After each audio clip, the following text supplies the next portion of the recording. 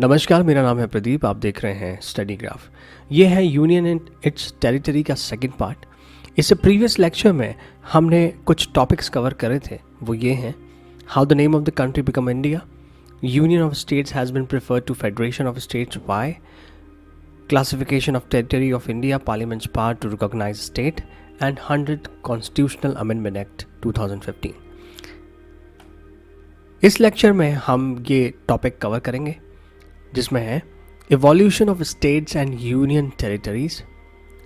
हम इसके आगे कुछ कमीशन देखेंगे जो रीऑर्गेनाइजेशन ऑफ स्टेट्स के लिए बनाए गए थे: Dhar commission and JVP committee, Fazal Ali commission.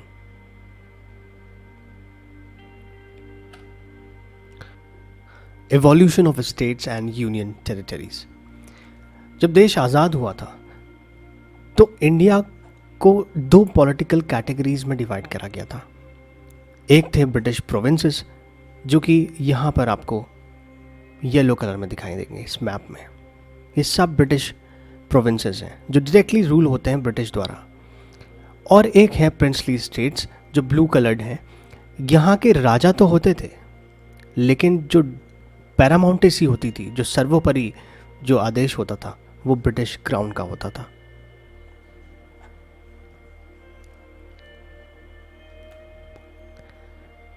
The Indian Independence Act 1947 created two independent and separate dominions. 1947 में इंडियन इंडिपेंडेंस एक्ट के द्वारा दो इंडिपेंडेंट सेपरेट डोमिनियंस क्रिएट करे गए। एक था पाकिस्तान, और ये जो ईस्ट पाकिस्तान है, जो कि अब बांग्लादेश बन गया है, ये भी पाकिस्तान बनाया गया था। और ये जो ऑरेंज कलर्ड है, दिस इज इंडिया। तो दो सेपरेट डोमिनियंस बनाए गए, India and Pakistan. Independence act 1947 gave 3 options to the princely states. 552 princely states थे जब देश आजाद हुआ था, और उन देशों को ऑप्शंस दिए गए कि आप या तो इंडिया को ज्वाइन करें, या पाकिस्तान को ज्वाइन करें, या रिमेन्स इंडिपेंडेंट रहें, किसी को ज्वाइन ना करें। तो आउट ऑफ 552 प्रिंसली स्टेट्स जो जोग्राफिकल बाउंड्रीज में आते थे इंडिया की, 549 ने इंडिया को ज्वाइन किया। लेकिन 3 प्रिंसली स्टेट्स ऐसे थे जिन्होंने इंडिया को रिफ्यूज़ कर दिया कि उन्होंने इंडिया के साथ नहीं आना। एक था हैदराबाद, दूसरा जूनागढ़, और तीसरा कश्मीर। ये वो हैदराबाद है, ये जूनागढ़ है, और ये कश्मीर है। ये 3 प्रिंसली स्टेट्स ऐसे थे जिन्होंने इंडिपेंडेंट रहना स्वीकार किया, लेकिन वक्त के साथ ये भी इंटीग्रेट कर दिए गए इंडिया में। Integration of Hyderabad. Hyderabad became a part of India following operation polo. Hyderabad को ऑपरेशन पोलो के तहत 1948 में भारत में विलय कर लिया गया। इसमें मिलिट्री ऑपरेशन चलाया गया जिसमें इंडियन आर्म फोर्सेस को हैदराबाद भेजा गया, और उन्होंने इन्वेड कर लिया निज़ाम रूल्ड प्रिंसली स्टेट्स को, और इंडियन यूनियन में हैदराबाद को मर्ज कर लिया गया। Integration of Junagadh. जूनागढ़ को एक प्लेबिसाइट कंडक्ट करके इंडिया में इंटीग्रेट कर लिया गया।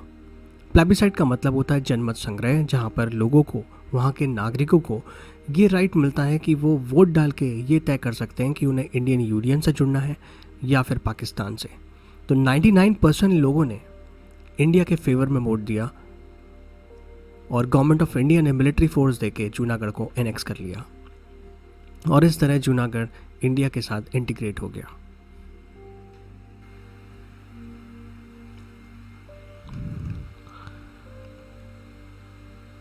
Integration of Jammu and Kashmir.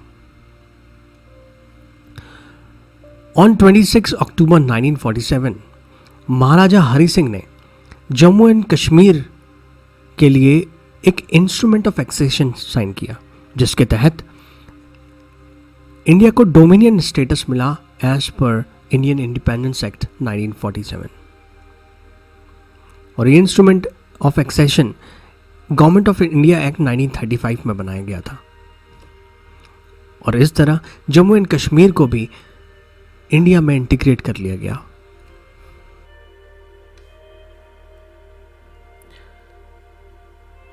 Reorganisation of states in 1950। 1950 में कॉन्स्टिट्यूशन में 4 फोल्ड क्लासिफिकेशन करा गया स्टेट्स का, part A, part B, part C and part D. Part A में वो प्रोविंसेस थे जो ब्रिटिश इंडिया के अंडर में थे और ब्रिटिशर्स ने यहाँ पर अपने गवर्नर्स अपॉइंट करे थे, जिसमें थे Assam, Bihar, Bombay, Madhya Pradesh, Madras, Orissa, Punjab and united province.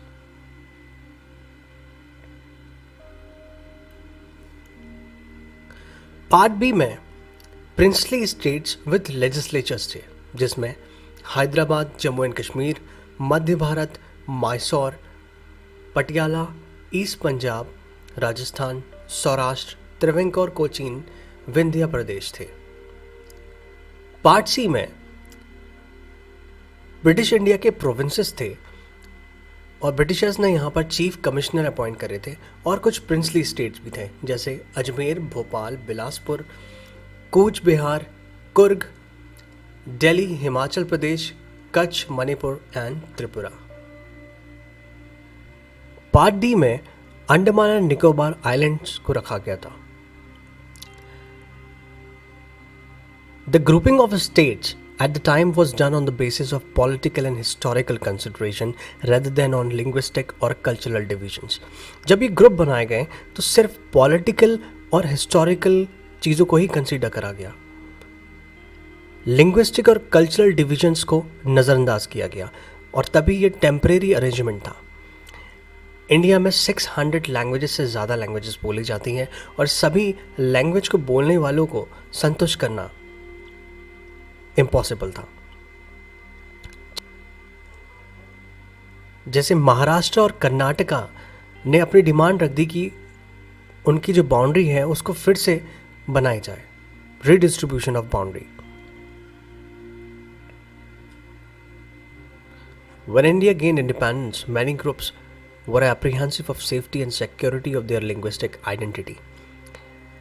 जब इंडिया आज़ाद हुआ तो कई प्रदेशों के लोगों को लगा कि उनकी जो लिंग्विस्टिक आइडेंटिटी है वो सिक्योर नहीं है, वक्त के साथ शायद वो लुप्त हो जाए।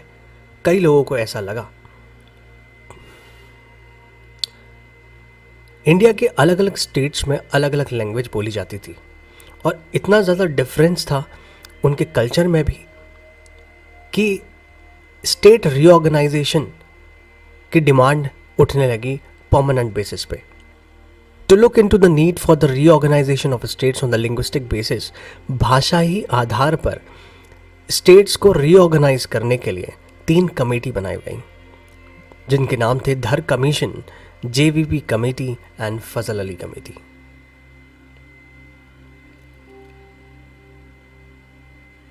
धर कमीशन, डॉक्टर राजेंद्र प्रसाद जो कि प्रेसिडेंट थे कॉन्स्टिट्यूएंट असेंबली के, उन्होंने एक लिंग्विस्टिक प्रोविंसेस कमीशन बनाया 17 जून 1948 में। और ये कमीशन रिकमेंड करता whether the state should be reorganise on the basis of linguistic और नॉट, क्या भाषाई आधार पर राज्य बनाना चाहिए या नहीं। ये कमीशन ये एग्जामिन करता। इसके मेंबर थे SK धर जो कि एक रिटायर्ड जज थे इलाहाबाद हाई कोर्ट के। इसके और मेंबर्स थे डॉक्टर पन्ना लाल एंड जगत नारायण लाल। दिसंबर 1948 में इस कमीशन ने अपनी रिपोर्ट सबमिट करी और रिकमेंड किया reorganisation of states on the basis of administration convenience rather than linguistic factor. तो लिंग्विस्टिक फैक्टर चेक करने के लिए ये कमेटी बनाई थी और इसी कमेटी ने इसको नज़रअंदाज कर दिया और एडमिनिस्ट्रेशन कन्वीनियंस को रिकमेंड किया। धर कमीशन के बाद एक और कमेटी बनाई गई जिसका नाम था JVP कमेटी।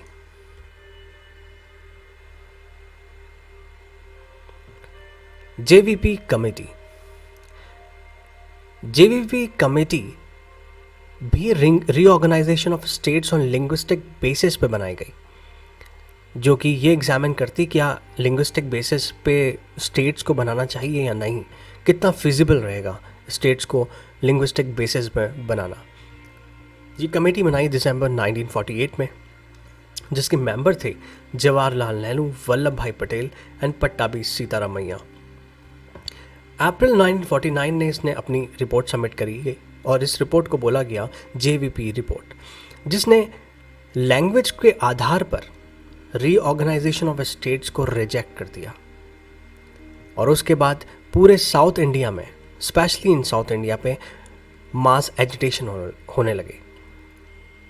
और दिसंबर 1952 में पोट्टी श्रीरामुलु ने, जो कि एक कांग्रेस पर्सन और गांधीयन फॉलोवर थे, उन्होंने फास्ट रखा 56 डेज का, जिसमें उनकी मृत्यु हो गई। और उसके बाद काफ़ी एजिटेशंस, राइटिंग, डेमोन्स्ट्रेशन और हड़ताल होने लगी, वायलेंस होने लगा आंध्र रीजन में।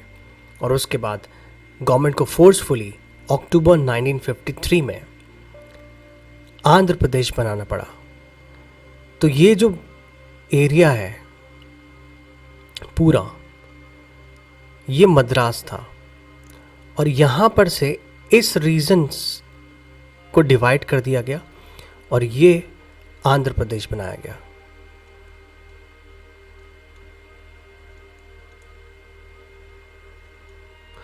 तो Andhra Pradesh was the first state formed on the linguistic basis on October 1953. Fazal Ali commission. After the formation of Andhra Pradesh, देश के अलग अलग स्टेट्स भी मांग करने लगे कि उनका प्रदेश भी लिंग्विस्टिक बेसिस पे बनाया जाए। और फोर्सफुली दिसंबर 1953 गवर्नमेंट ने 3 मेंबर स्टेट रीऑर्गेनाइजेशन कमीशन को इस्टेब्लिश किया अंडर द चेयरमैनशिप ऑफ फजल अली। इसके और 2 मेंबर थे, के.एम. पनिकर, एच.एन. कुंजरू। इस कमीशन ने 1955 सितंबर में अपनी रिपोर्ट सबमिट करी और रिपोर्ट में एक्सेप्ट किया language as the basis of reorganisation of states. इस कमीशन ने लैंग्वेज, भाषाई आधार पर स्टेट को रीऑर्गेनाइज कर सकते हैं ये तो बोला, but they rejected the theory of one language one state. Fazal Ali commission की प्राइमरी कंसीडरेशन ये थी कि अगर कंट्री की पॉलिटिकल यूनिट चेंज करी जा रही है तो ये ज़रूर कंसीडर करा जाए कि उससे देश की यूनिटी पे तो कोई असर नहीं पड़ रहा। फजल अली कमीशन ने 4 मेजर फैक्टर्स को आइडेंटिफाई किया। किसी भी स्टेट को बनाने से पहले, रीऑर्गेनाइज करने से पहले 4 मेजर फैक्टर्स का ध्यान रखना बहुत इंपॉर्टेंट है, ये फजल अली कमीशन ने कहा। पहला है preservation and strengthening of the unity and security of the country, देश की एकता और सुरक्षा का संरक्षण और मजबूती। दूसरा लिंग्विस्टिक एंड कल्चरल होमोजेनिटी, भाषाई और सांस्कृतिक एक रूपता। तीसरा है financial, economic and administrative consideration, वित्तीय, आर्थिक और प्रशासनिक विचार। चौथा है planning and promotion of the welfare of the people, लोगों के कल्याण की योजना बनाना और उसे बढ़ावा देना। इस कमीशन के बाद 4-fold क्लासिफिकेशन ऑफ स्टेट्स को एबॉलिश कर दिया गया और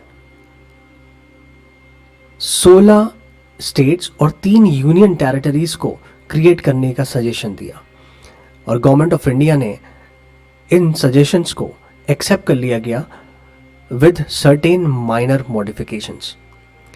By the State Reorganization Act and 7th Constitutional Amendment Act of 1956, part A और पार्ट बी में जो डिस्टिंक्शन थी उनको ख़त्म कर दी गई और उन दोनों को जोड़ दिया, पार्ट सी को पूरी तरह ख़त्म कर दिया। 7th Constitutional Amendment Act 1956. As a result of this act, 14 state, 6 union territories बना दी गई जिसमें पहला है new state of Kerala. This state have formed by merging Travancore Cochin state, Malabar district of Madras, Kasaragod of south Canara जिसे दक्षिण कन्नड़ा भी कहते हैं. आंध्र प्रदेश को बनाया गया, रीऑर्गेनाइज करा गया बाय मर्जिंग जो तेलुगु स्पीकिंग पीपल थे, एरिया था हैदराबाद का, उसको आंध्र स्टेट से मर्ज कर दिया गया और आंध्र प्रदेश बन गया. मध्य प्रदेश को बनाया गया by merging Vindhya state and Bhopal state with Madhya Pradesh. Bombay state को बनाया गया कच्छ और सौराष्ट्र को मर्ज करके. मैसूर को बनाया गया 4 district of former Bombay state, 3 district of Hyderabad और state of Coorg and a district from old Madras. Punjab को बनाया गया पटियाला और ईस्ट पंजाब को मर्ज करके, और राजस्थान को अजमेर से मर्ज करके राजस्थान बना लिया गया.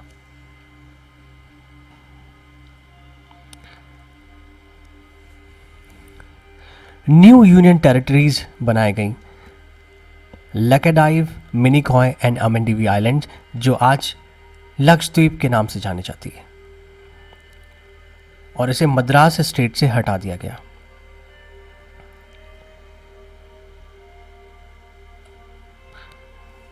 तो ये हैं टेरिटरीज ऑफ इंडिया इन 1956. ये हैं 14 स्टेट्स और ये हैं 6 यूनियन टेरिटरीज जो कि 1956 में 7th कॉन्स्टिट्यूशनल अमेंडमेंट एक्ट से बनाई गई थी. In the next video lecture, we will study new states and union territories created after 1956 till 2022. I hope आपको ये lecture पसंद आया होगा और समझ में आया होगा. Please subscribe the channel and hit the like button. You can also follow us on Instagram and join us on Telegram. Thank you.